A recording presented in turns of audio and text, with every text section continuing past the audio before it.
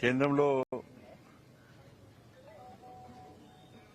NDA ప్రభుత్వం నరేంద్ర మోడీ గారి ప్రభుత్వం నరేంద్ర మోడీ గారు ప్రధానమంత్రిగా బాధ్యత చేపట్టి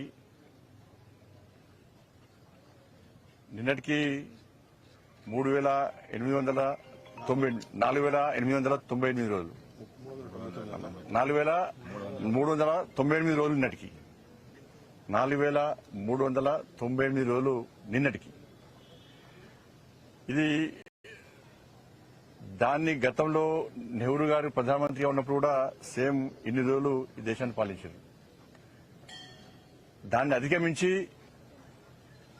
ఈరోజు 4,389 రోజులు 99 రోజులు పూర్తి చేసుకుని ఇవాళ 4,399 రోజులు ఇవాళ పూర్తి చేసుకుని నెహ్రూ రికార్డును అధిగమించి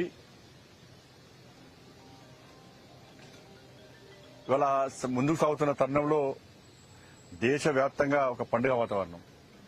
ప్రజలందరూ కూడా స్వచ్ఛందంగా ఇవాళ అన్ని దేవాలయాల్లో ఇవాళ పూజలు అర్చనలు ఆరతులతోని ఇవాళ పూజలు నిర్వహిస్తా ఉన్నారు. దానిలో భాగంగానే కరీంనగర్ లో కూడా ఈరోజు ఉదయం నుంచి కూడా అన్ని దేవాలయాల్లో పూజలు నిర్వహించడం జరిగింది. ఈరోజు మహాశక్తి దేవాలయంలో కూడా కుంకుమార్చన పూజలు కూడా నిర్వహించడం జరిగింది. ఆరతి అర్చనలు నిర్వహించడం జరిగింది. గతంలో నెహ్రూ ప్రభుత్వంలో అవినీతి అరాచకం అసలు అభివృద్ది జాడలేని ప్రభుత్వం అప్పుడు. కానీ ఇన్ని సంవత్సరాలు ఇన్ని రోజులు నిరంతరం 12 సంవత్సరాలు ఏ అవినీతి మచ్చ లేకుండా దేశాన్ని అభివృద్ది చేసేటువంటి ప్రధానిగా ఉన్నటువంటి నరేంద్ర మోడీ గారికి నిండు నూరేళ్లు ఆయురారోగ్యాలు అందించాలని చెప్పి ఆ అమ్మవారిని వేడుకోవడం జరిగింది.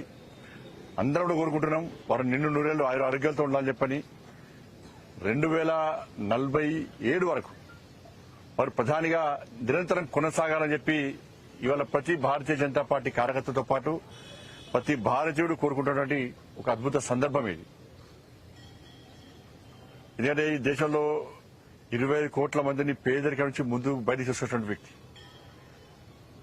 జన్ధన్ ఖాతా విషయంలో కానీ, మరుగుదొడ్ల నిర్మాణ విషయంలో కానీ, నేషనల్ హైవేస్ కానీ, రైల్వేస్ కానీ, ఎయిర్వేస్ కానీ, గ్రామాల అభివృద్ది కానీ, కార్పొరేషన్ మున్సిపల్ అభివృద్ది కానీ,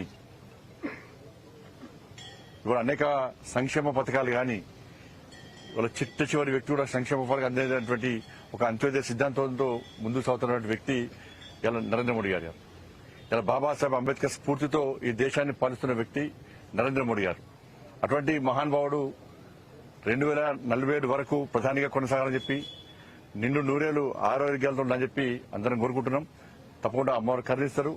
నరేంద్ర మోడీ గారు ఇంకా ఈ దేశాన్ని శక్తివంతమైన భారతదేశంగా వికసిత్ భారత్ లక్ష్యంగా ముందు పోతున్న సందర్భంలో దాన్ని విజయవంతమైన దిశగా ముందుకు సాగుతారని చెప్పి ఆ సందర్భంగా వారికి మంచి శక్తిని సామర్థ్యాన్ని ఇదే విధంగా కొనసాగించాలని చెప్పి ఆరోగ్యాలు అందించాలని చెప్పి అమ్మవారిని వేడుకుంటున్నాను. అందరికీ నమస్కారం.